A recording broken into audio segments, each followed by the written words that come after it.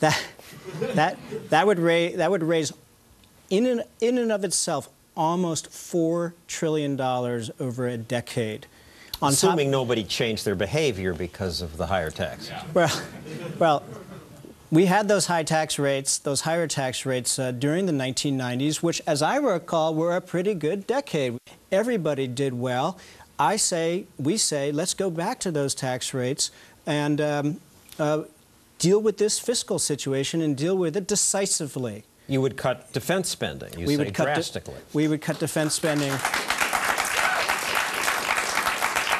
We would cut defense spending by about $1 trillion over a decade, and that reflects a couple things. It reflects the fact that these wars are winding down, that they're about $170 billion a year, and look, we just can't afford to be the global cop anymore with the kind of defense expenditures we've had.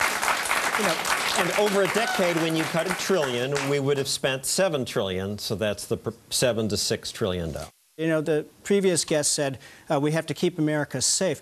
No empire has ever collapsed because it didn't have a strong enough military. Empires collapse, great nations collapse because of debt, because they don't invest in their future, because of stagnant economic growth.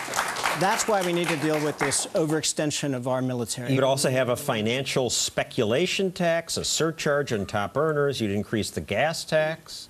How much?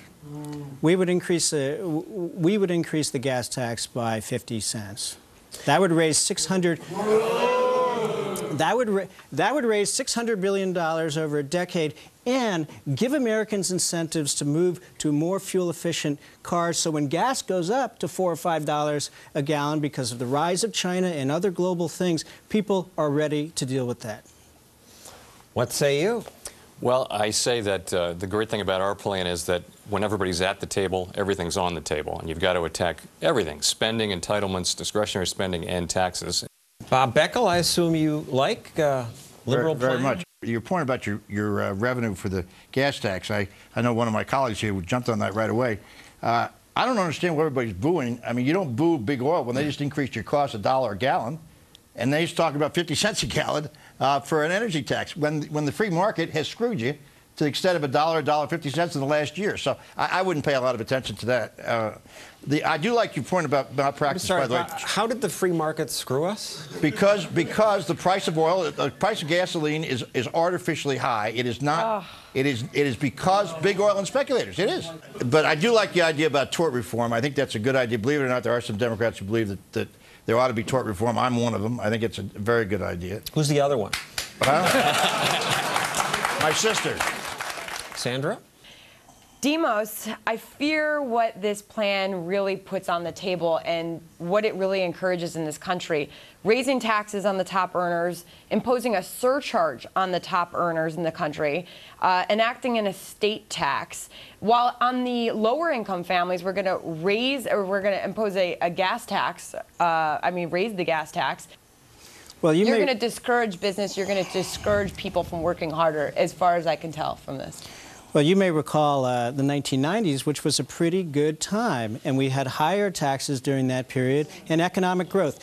Bush came in, he cut taxes by 25% as a percentage of GDP, and we ended up with the most anemic economic decade since the Great Depression. So we want to go back to a period of higher public investment and somewhat higher taxes, but higher taxes that would still put America at the low end in terms of how much we tax. And force people to buy very pricey, more fuel-efficient cars, as you were suggesting.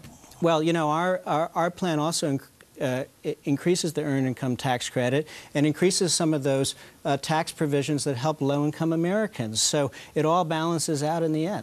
David? To Jay, I would say you have this 6.5% national debt reduction sales tax. What makes you sure that politicians who have violated all kinds of rules in the past, they say, well, the Social Security lockbox is not going to go to anything but Social Security. We know that politicians have been raiding that lockbox for years to spend on other things. What makes you think that the politicians will be true to their word on this? Well, we're going to have to put very strong enforcement mechanisms in place, but if you Nothing has stopped the politicians from breaking those enforcements before. Here's the thing. We need the money to reduce the deficit. We need the money. I mean, we're also cutting trillions of dollars of spending. If we don't raise the money, then we're going to be borrowing. I'm just reluctant to give more money to politicians. But the alternative is we'll borrow $1 trillion a year. Conflicted. So you like the strategy of borrowing $1 trillion a year until we can't anymore? I mean, that's the alternative. All right, next, our 3 judges will pick their winner, and then the audience votes who will win the Best Budget Award. That's next. We've now heard from all 5 think tanks which budget's the best. Our 3 judges have been judging. David Asman, Sandra Smith, Bob Beckel, have you picked your winners? We have, Your Honor. Okay, David, you start. Well, I may never be invited back to the Heritage Foundation, but the Bipartisan Institute has a flat tax, which is about the only thing my friend Bob Beckel and I agree on, is that we should move to get rid of deductions. You're picking the Bipartisan Institute. I'm picking a Bipartisan. Jay Powell, can you come out, take a seat here? Thank you. It's our first finalist. Sandra Smith.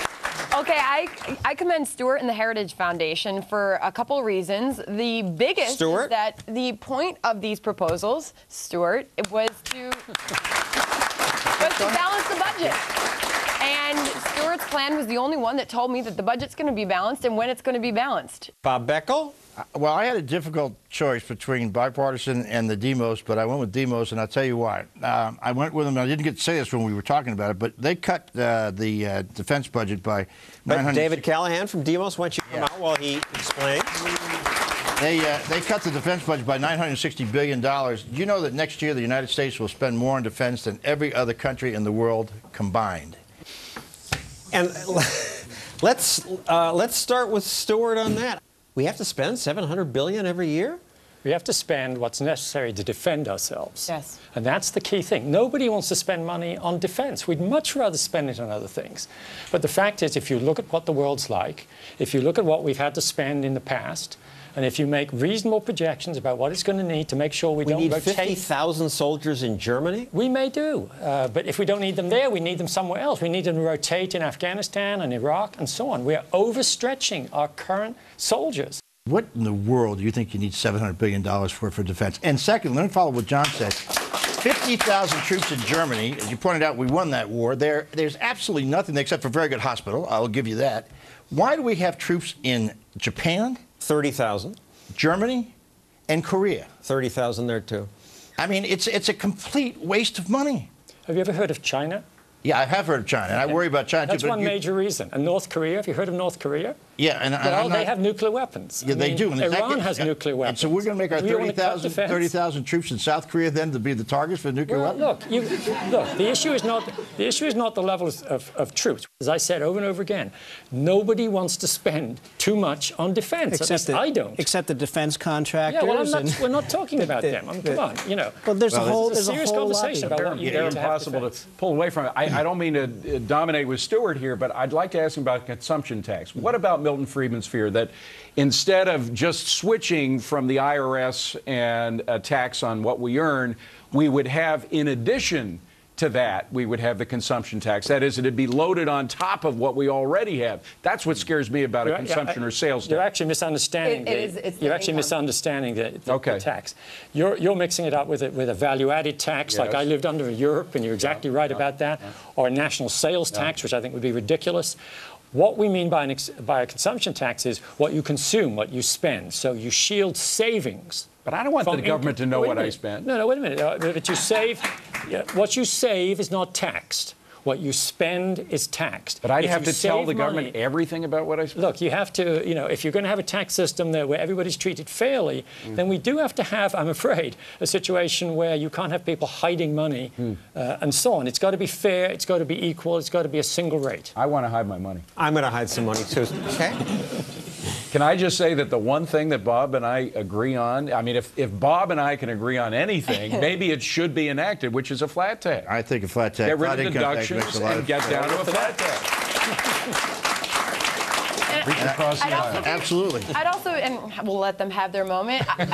What would be your method of tracking this as you go along? I mean, what are you measuring as this budget plan would be carried out? How do you track the progress? We want to have an ironclad cap on both spending and taxes of 18.5% of GDP. Americans, for the last 50 years have basically said, if you tax us somewhere between 18 and 19%, we're okay. You go above that, and we got problems, like at the end of the Carter administration and the Clinton administration. Excuse me, taxes at 20% of GDP at the end of the Clinton administration. That's what I said. At the end of the Clinton administration, then immediately Americans said, we want a different party in power, and we want taxes to come down.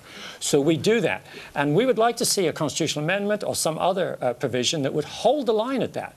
But once you've done that, then you've got to decide how you make the cuts. And that's what we're focused on. On the other side of you, if your goal is not to balance the budget, as the Heritage Foundation is, what is the goal? Our goal is to bring deficits down to a manageable level. Okay, stabilizing. You don't need to balance it. What you need to do is make sure that the economy is growing faster than the debt, and you do that if you get within 1 or 2%. It is a myth, isn't it, that the budget has to be balanced and we should have no deficit. I mean, it's ridiculous. It's a good thing to balance the budget. That's an open invitation to government spending. Well, I happen to think that's not such a bad invitation. All right, but we want to balance the budget. You know, it's just, the feeling the love in this room is really, it really just, you're glowing. It's up my leg. Yeah, it really does. We want to balance. We want to balance the budget at American levels, at levels that Americans have been satisfied with for years. Okay, it's time for our studio audience to vote. So, who is your budget winner? Is it? No, not yet. The audience votes when we return, and then we'll tell you who wins. Now, as our studio audience decides whom they'll choose as the winner in our battle of the budgets, my 2 cents. Actual budgets are boring, so detailed. Look at this thing. It's thousands of pages. It's a reason big spenders and even crooks in Congress get away with wasting your money on bad programs and special gifts for their cronies and buying votes by spending. This year, spending $3.8 trillion. Come on. They're putting America on a path to this. We want to avoid becoming like Greece, so 3 cheers for the Pete Peterson Foundation for paying 6 think tanks hundreds of thousands of dollars in hopes of avoiding this. Tonight, several think tanks said the way to avoid that is to raise taxes. I disagree. Raising taxes kills good things. It discourages people from producing and investing. Not totally, but it does distort behavior. Past attempts to raise revenue with higher taxes haven't brought in as much money as politicians thought it would. And anyway, government's already spending $3.8 trillion. That's enough. It's too much. It's much too much to suck out of the private sector. We need to cut. Cutting need not be all that painful because so much of that $3.8 trillion does bad things. It's wasted. We should just cut entire departments. None of today's think tanks did that. Come on, let's rethink government's mission. We don't need a federal education department. They've spent billions and made no improvement in test scores. Let's get rid of the entire department. Leave education to the states. Save $100 billion a year. We should stop subsidizing all businesses and farms and public broadcasting, railroads, and other countries through foreign aid. We do that. We should cut the mission of the military and raise the retirement age for entitlements so my generation doesn't bankrupt Medicare and Social Security, and so on. On a previous program, we made cuts until we had government running a surplus. Then you can cut taxes. But we made more cuts than any of tonight's think tanks did. I think we should win the award. But so do you. But we're not eligible. So who does win? Who among the finalists does the audience pick? Let's take the vote. So hands up. Who chooses the Bipartisan Institute budget represented by Jay Powell? Okay, a few. The Heritage budget represented by Stuart Butler. The majority, the Demos budget, represented by David Callahan. Okay, there's one. So there you have it. The Heritage Foundation, represented by Stuart Butler. You win this award. I don't know what you'll do with that. And that's our show for tonight. Thanks for watching. Good night.